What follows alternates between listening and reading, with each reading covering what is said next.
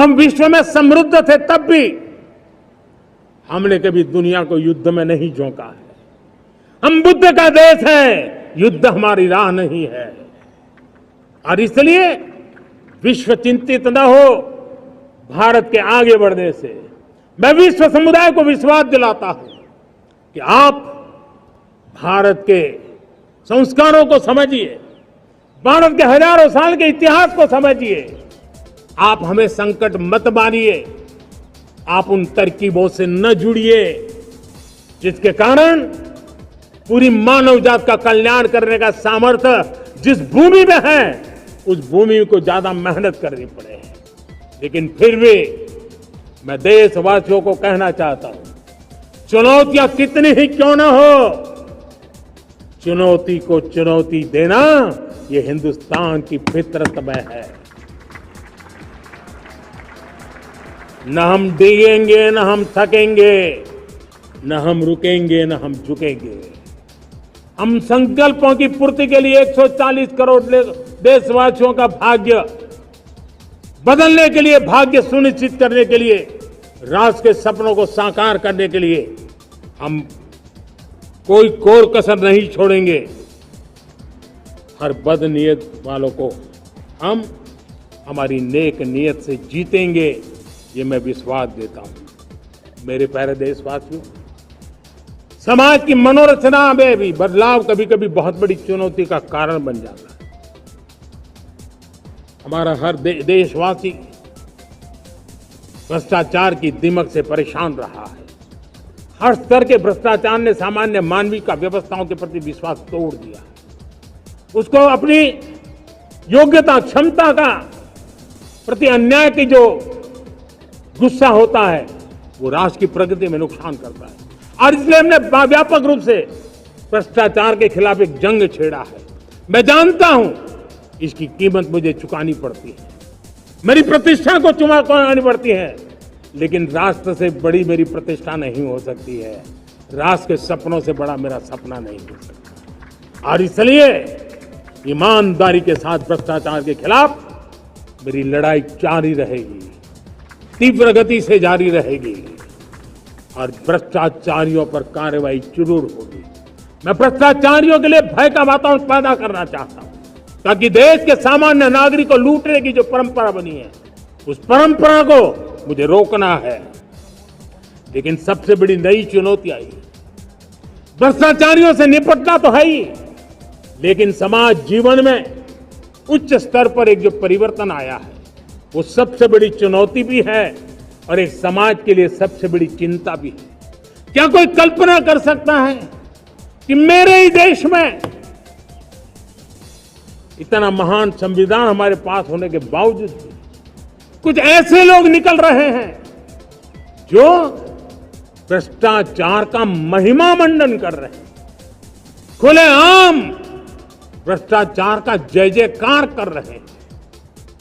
समाज में इस प्रकार के बीज बोने का जो प्रयास हो रहा है, भ्रष्टाचार का जो महिमा मंडन हो रहा है, भ्रष्टाचारियों की स्वीकार्यता बढ़ाने का जो निरंतर प्रयास चल रहा है वो स्वस्थ समाज के लिए बहुत बड़ी चुनौती बन गया है, बहुत बड़ी चिंता का विषय बन गया है।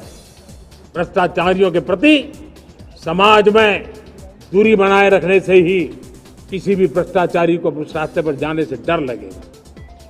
अगर उसका महिमा मंडन होगा तो जो आज भ्रष्टाचार नहीं करता है उसको भी लगता है कि तो समाज में प्रतिष्ठा का रंग बन जाता है, उस रास्ते में जाने में बुरा नहीं है। मेरे प्यारे देशवासियों, बांग्लादेश में जो कुछ भी हुआ है उसको लेकर पड़ोसी देश के नाते चिंता होना, मैं इसको समझ सकता हूं। मैं आशा करता हूं कि वहां पर हालात जल्द ही सामान्य होंगे, खास करके 140 करोड़ देशवासियों की चिंता कि वहां हिंदू, वहां के अल्पसंख्यक, उस समुदाय की सुरक्षा सुनिश्चित हो। भारत हमेशा चाहता है कि हमारे पड़ोसी देश सुख और शांति के मार्ग पर चले। शांति के प्रति हमारा कमिटमेंट है, हमारे संस्कार है। हम आने वाले दिनों में बांग्लादेश की विकास यात्रा में हमेशा हमारा शुभचिंतन ही रहेगा, क्योंकि हम मानव जाति की भलाई सोचने वाले लोग हैं। मेरे प्यारे देशवासियों, हमारे संविधान को 75 वर्ष हो रहे हैं। भारत के संविधान के 75 वर्ष की यात्रा देश को एक बनाना, देश को श्रेष्ठ बनाने में बहुत बड़ी भूमिका रही है। भारत के लोकतंत्र को मजबूती देने में हमारे देश के संविधान की बहुत बड़ी भूमिका रही है। हमारे देश के दलित, पीड़ित, शोषित, वंचित को सुरक्षा देने का बहुत बड़ा काम हमारे संविधान ने किया है। अब जब संविधान के 75 वर्ष हम मनाने जा रहे हैं, तब हम देशवासियों ने संविधान में निर्दिष्ट कर्तव्य के भाव पर बल देना बहुत जरूरी है।